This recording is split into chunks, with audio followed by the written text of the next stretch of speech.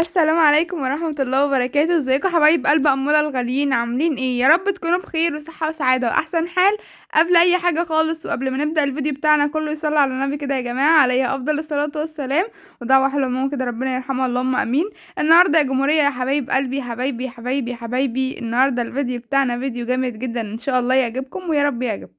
طبعا ايه هو يا اموله الفيديو بتاعك ده؟ طبعا اموله يا جماعه خلاص ابتدت في الفرش يا جماعه، وخلاص فاضل تكه على اخر السكه. عارفه ان انتوا زهقتوا مني وعاوزين تولعوا فيا، بس معلش يعني انا والله مقدراكم، وانا كمان زهقت من نفسي وزهقت من شقتي اصلا، عايزه افرشها باي طريقه. فايه خلاص يا جماعه ما عدناش هنوقف خالص.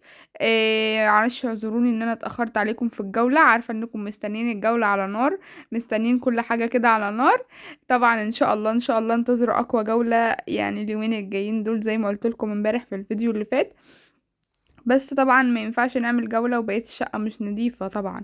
لسه هنفرش الشقة وفي حاجات كتير طبعا عاوزة تتعمل، فهنخلصها في يوم وليلة ان شاء الله. طبعا بقى كده حبايب قلبي، اللايك الجميل والاشتراك في القناة وتفعيل الجرس عشان يوصلكم كل جديد ان شاء الله بنعمله هنعمله، وشجعوني كتير كتير، ما تحرمش منكم ابدا يا رب، من داخل مصر ومن خارج مصر كلكم حبايبي وكلكم على راسي من فوق. اهلا وسهلا بيكم في قناتنا الحياة اجمل مع احمد وامل ان شاء الله كده يا جماعة. يا رب دايما نبقى مع بعض ونبقى ايد واحدة. طبعا ربنا يسعدكم ويهنيكم ويفرحكم كده يا ربنا، يا رب يرزق كل مشتاق الذرية الصالحة ويشفي كل مريض ويرحم كل متوفي يا رب، اللهم امين يا رب العالمين. طبعا بقى كده حبايب قلب أمولة، أوضة النوم الكبيرة ما ينفعش ان هي كده ما تبقاش أوضة عروسة. خلينا أوضة الأطفال امبارح أوضة عروسة. أوضة النوم الكبيرة بقى ما ينفعش تبقى مش أوضة عروسة خالص. طبعا عملنا المطبخ بتاعنا مع بعض وظبطناه، عملنا أوضة الأطفال مع بعض وظبطناها، عملنا اوضه النوم مع بعض كده وظبطناها وخليناها ولا احلى من كده. عملنا ايه تاني يا اموله؟ طبعا عملنا الحمام، بس طبعا الحمام ليه عامله تانية، يتغسل تانية غسله تانية كده، بس طبعا بعد ما اخلص عندي شويه غسيل كده لازم اغسلهم. عشان بقى ابقى مستقبله الجوله كده ومستقبله شقتي اكنها شقه عروسه، اكني لسه داخله فيها كده. مفيش هدوم وسخه، مفيش اي حاجه مش نظيفه كده، لا كل حاجه تبقى نظيفه بحيث ان انا كده عروسه ولسه داخله شقتي كده. الله، تخيلوا معايا كده يا جماعة، ما نرجع الماضي بقى مع بعض. طبعا بقى كده حبايب قلب أمولة ان شاء الله كده انتظروا بقى كده فيديو قوي جدا ان شاء الله، جولة قوية جدا كلكم منتظرينها. عاوزين بقى كده يا جماعة زي ما احنا اليومين دول في ترندات، عاوزين بقى الجولة تبقى ترند ترند ترند واقوى ترند طبعا على الحقيقة اجمل مع احمد وامل ان شاء الله. حقيقي انا عن نفسي متحمسه قوي ان انا اشوف شقتي كده مفروشه وشقتي شكلها حلو، لا انا لسه ما شفتهاش اصلا. هي اصلا لسه ما اتفرشتش، مش عشان بنزل لكم فيديوهات تفكروا ان انا ان انا مفرشه الشقه والفيديوهات دي مكسوره معايا او كده، لا طبعا. ال- الفيديوهات قصدي الشقه بتاعتي لسه ما اتفرشتش. ان شاء الله بنفرش مع بعض، هنعمل كل حاجه مع بعض ان شاء الله. مش هتاخر عليكم في اي حاجه ان شاء الله كده. هانت يا جماعه هانت، انا عارفه انكم بقول لكم هانت من زمان، بس خلاص بقى هانت بجد بجد بجد هانت يعني. فطبعا بقى كده حبايب قلبي اكتبوا لي بقى كده في الكومنتات مين اللي منتظر الجولة كده، اللي منتظر الجولة يحط لي لايك كده. وطبعا قولوا لي يا أمولة منتظرين الجولة، يا أمولة منتظرين الجولة منتظرين الجولة. خلاص يا جماعة والله يعني ما عادش فاضل معانا غير هي الصالة والركنة ان شاء الله هعملها. بصوا هفاجئكم يا جماعة، هفاجئكم بآخر فيديو ان شاء الله ينزل لكم بكرة بخصوص الشقة. وان شاء الله بقى اللهم صل على النبي، الشقة هتتفاجئوا بقى بالجولة كده، وانا بقول لكم اقوى جولة يا جمهورية، اقوى جولة ان شاء الله هننزلها ان شاء الله. طبعا بقى كده حبايب قلبي روقنا الأوضة ترويقة حلوة، طبعا كنا ملمعينها مع بعض ومظبطينها مع بعض، بس طبعا ايه اتنكشت واتطربت، مش عارفة اتطربت من ايه، بس طبعا عملت ده كل ده تاني. ركبنا الستاير، لمعنا الكومودينات، لمعنا التسريحات، ظبطنا كل حاجة، فرشنا، ركبنا كل حاجة، فرشنا السجاد السرير، كل حاجة. طبعا الكفر بتاع المرتبة ده كان ما كانش متركب، غسلته وركبته تاني. والستاير بتاعتنا، احمد برضو شايفين احمد هيعمل ايه يا جماعة؟ احمد هيركب الستاير كده بس ويقوم ايه، ويقوم سايبني وماشي. قلت له انا نازله رد عايز ركبها على المطلع. جيت ابص لقيته جاي ورايا، طب انت عملت ايه؟ علقت الستاير يا احمد؟ لا لا انا معلقتهاش، انا مش عارفه اعلقها. فهي بصراحه تركيبها صعب بصراحه، يعني مش هيعرف يركبها زي ما انا عارفاها او ان انا عارفه هي بتتركب ازاي وكده. فطبعا والله كتر خيره بجد، يعني كتر خيره ان هو ركب. انا ركب اصعب مرحلة، يعني ما بحبش ان انا اقعد اركب في الحلقان بتاعة الستاير كده والكلام ده. طبعا مسح المواسير كويس جدا بتاعة الستاير علشان كانت مركونة، وبعدين كانت ايام التراب بقى والكلام ده كده، فايه اكيد كان فيها تراب ومطربة يعني. طبعا بقى كده حبايب قلبي ركبت بقى الطبقة دي زي ما انتم شايفين، ما ركبتهاش من زمان خالص. قولوا رأيكم برضو، انا عارفة ان هي مش هتعجبكم، بس ان شاء الله على ما تفرج يا جماعة، على ما تفرج مش على رأي المثل، خلينا الستاير دي كده على ما تفرج بقى. ركبت بقى الشكل ده كده زي ما انتم شايفين، بس طبعا ما قفلتهاش كده اللي هو ما عملتش في فرق، لا. هتشوفوني دلوقتي عملتها ازاي. طبعا انا كنت بعملها الاول، كنت عامله على شكل كده ستاره بقى اللي هي جايه في جنب كده وربطها في الحبل بتاعها. بس لا طبعا سبتها الاتنين كده الطبقتين نازلين كده وما ربطتهاش بصراحة، عادش شكل حلو وما ما عملتهاش قبل كده. فطبعا قولوا رأيكم بقى كده. وركبت البتاعة دي كده كده زي ما انتم شايفين، وشدتها. لازم تتشد كويس جدا كده علشان يبقى ليها شكل كده، وشكلها يبقى حلو على فكرة لما تتشد كده على الستارة، بتبقى شكلها حلو احسن ما هي مهوية كده. اصلا ما ينفعش تبقى مهوية كده وشكلها ما بقاش كويس جدا يعني. زي ما انتم شايفين بقى حبايب قلبي، زي ما انتم شايفين. قولوا رأيكم بقى، قولوا تسلم ايدك يا أمولة في تركيب الستارة. بصراحة والله ما بتتعبش جدا يعني، لا اللي بيتعب بجد اللي بيخلي الواحد يزهق كده تركيب الحلقان ده، بصراحة بزهق منه. فطبعا زي ما انتم شايفين ركبت الستارة دي كده، ونيجي جري كده بقى على الشباك التاني. طبعا الشباك ده ما عادش هيتفتح خالص علشان السرير مضايقه وكده. فطبعا بقى حبايب قلبي ابتديت ان انا بقى اعمل ايه يا اموله، تعملي ايه يا بنتي يا اموله؟ اركب الستاره التانية. طبعا هما كانوا جاهزين متركبين، لكن التانية اللي هي التانية اللي بتتعلق القطعه التانية دي احمد ما كانش عارف يعملها اصلا. فركبتها كده زي ما انتم شايفين، وظبطتها وشلت السرير بقى خالص. وبعدين حطيت البتاع دي، حطيت الستارة ورا السرير وبترتيب كويس احسن ما اقعد ادخلها كده غصب عنها. وبعدين تبقى مش هاجي اشيلها هتلاقيها مكسرة، اصلا الستارة مكسرة خالص. مش عارفة اعمل فيها وما كانش في وقت ان انا اغسلها وانشرها. ف يعني انا حطيتها كده وخلاص. بس بصراحة لما حطيت عليها الطبقة البيضة، ما التكسير ده ما بانش خالص يعني، فالحمد لله مش باين قوي. مش مشكلة، مع الوقت هتتفرد. والله متضايقة جدا جدا ان هي مكسرة كده يا جماعة، مش عارفة اعمل ايه. هي حلها الوحيد ايوه ان هي كانت تتعمل تتغسل وتتحط على الحبل كده وهي مبلولة، كانت الكسور دي هتروح كلها. بس طبعا ما كانش عندي وقت زي ما قلت لكم. انا جيت ابص ما شفتهاش غير وانا مطلعه الستاير وعايزه افرشها بصراحه. لو كنت شفتها قبلها مثلا الصبح او قبل ما اصور خالص، كنت هغسلها وانشرها واسيبها تنشف، ولكن ما كانش في وقت بصراحه. ان شاء الله الايام جايه وهنعمل كل ده تاني مع بعض يعني، يعني خلاص ما راحتش علينا. طبعا بقى حبايب قلب أمولة، عارفة انكم متضايقين من الستارة دي، وكمان متضايقين من الشازلونج من غير ما تقولوا. انا عارفة كل حاجة، انت حبايبي بقى وعارفة كل حاجة انتوا بتحبوها وقال لي اللي ما بتحبوهوش.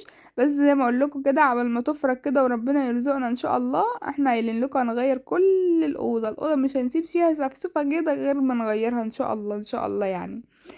دعواتكم لينا كده، ربنا يرزقنا ان شاء الله كده، عبال ما تفرج برضه. طبعا بقى كده حبايب قلبي زي ما انتم شايفين اهو، التكسير اللي فيها ده مش باين عشان الطبقة البيضة دي مش مظهرة اصلا، ما هوش ظاهر. فهنا بقى كده حبايب قلبي طلعت بقى مفارش صغنطوطة كده جديدة زي ما انتم شايفين، بحبيت اوريها لكم. يعني هي لايقة على فكرة مع لون الحيطة، لان كافيه كده مع فانيليا لاتيه، الحاجات دي بتليق مع بعضها مع لون الاباجورات كمان. فلايقين مع بعض كده على الكومودينو، وبعدين الكومودينو لونه بني. زي ما بقول لكم لايقين معاها بقى كده. الناحية التانية حطيت برضو اتنين حلوين كده زي ما انتم شايفين. اتمنى بقى كده لو انتوا معايا دلوقتي ولسه ما حطيتوش لايك جميل كده، اللايك لأمولة بقى، وكومنتاتكم الحلوه ودعوه حلوه من قلبكم كده، ما تحرمش منكم ابدا، يا احلى عيله في الدنيا واحلى عيله احمد وامل. هنا برضو كده حطيت على العسكري ده زي ما انتوا شايفين كده، حطيت عليه منديلين كده حلوين، مفرشين حلوين كده. حبيت ان انا احط البتاع الصغيره دي لوحدها كده احسن ما احط بقى كان عليه حاجات كتير كده يا جماعه. فحبيت ان انا التجديدات دي تخليني اخلي يعني اخلي الحاجات هادية، الحاجات اللي انا محتاجاها، الحاجات اللي ليها مكان بس. لكن اي حاجة مش في مكانها ملهاش مكان نزلتها تحت كده. وفي حاجات برضو ما ينفعش تتعن تحت، عينتها تحت السراير بقى وظبطت كل حاجة يعني. هنا بقى كده حبايب قلبي كان مفروش مفرش لونه ايه رصاصي، فقلت هيبقى رصاصي مع بيج مع كافيه مع حاجات كتير بني حاجات دي بقى. فجبت المفارش اللي هي البيضة دي طبعا. هتليق مع برضو الفانيليا دي الابيض برضو بيليق مع اي حاجة. فكانت كويسة يعني وكانت لايقة مع الدنيا كده. فحطيت برضو المفارش دي طبعا. ابتديت ان انا افرش بقى وارص التسريحه بتاعتي. بصراحه من زمان ما رصيتهاش يا جماعه، كانت وحشاني قوي ان انا ارص التسريحه كده واشوف شكلها حلو. طبعا برضو مش معنى ان انا ارصها احط عليها الحاجه اللي انا مش محتاجاها والحاجه اللي محتاجاها، لا طبعا. شلت كده فضيت التسريحه يعني. الدرج بقى شلت المزيلات والبرفانات والمخمريات والزيوت بقى والفرش والباليتة الميك اب دي حطيتها كده زي ما انتم شايفين. مكانها كان كويس يعني مش مضايقه المكان ولا حاجه. حطيت برضو الزيوت بتاعه الشعر الفازلينات بقى والكلام ده كل الحاجات اللي انا بحتاجها على طول يعني. البرفانات بتاعتي وبتاعت احمد. وبرضو كنت انا عاينه ما طلعتش برضو كل البرفانات. بصراحه طلعت اللي هي البتاع دي. حاجات سلكات الودان الحاجات دي يعني كل ده يعني طلعته. المرطبات برضو الحاجات اللي انا بحتاجها يا جماعه زي ما بقول لكم الحاجات اللي بحتاجها طلعتها بره كده. وبعدين بقى رصيت بقيه الدرج كده كان في حاجات كتير منها بره ومنها جوه. فايه ما حبيتش ان انا اكرر الحاجه او ان انا احط كذا حاجه على التسريحه. حبيت ان انا احط انواع البرفانات عشان مش كل يوم يعني بحط برفان في يوم وده يوم وده يوم مش بحط يعني نوع معين لا. بحط من كل واحد يوم من كل برفان يوم. عشان ايه يبقى ريحتي حلوة كده طول ما انا يعني ريحتي مختلفة برضو. طبعا بقى كده حبايب قلب أمولة. طولت جدا على فكرة في البتاع ده وانا برص الدرج على فكرة لان في كان مكركب جدا جدا. كنت انا قبل كده قبل اصلا ما يعني واحنا بنجدد في التجديدات. كنت عملت ايه كنت انا يعني شلت كل اللي في الادراج ده وفرست الادراج كويس جدا وظبطتها وما غليتش فيها ولا غلطة بصراحة. بعدين بقى كده حبايب قلبي الشقة اتكركبت تاني يعني عادي مفيش مشكلة. في ايام التجديدات دي كان في كركبات كتير كركبة كتير والله بصراحة. مفيش مكان في الشقة ما كركبش مفيش مكان في الشقة ما توسخش او اتطرب. لحد ايه والله سنة ما افتكر لحد ايه الكركب. لحد الهدوم اللي في الدولاب اتكركبت واتوسخت. يعني بصراحة بقول ان شاء الله على دخلة الشتاء وهدوم الشتاء دي كلها اغسلها من غير ما تتلبس يعني تتلبس نظيفة مغسولة. بعدين بقى طبعا الصيفي احنا بنلبسه برضو ويتغسل يعني اليومين دول فايه الصيف نضيف يعني.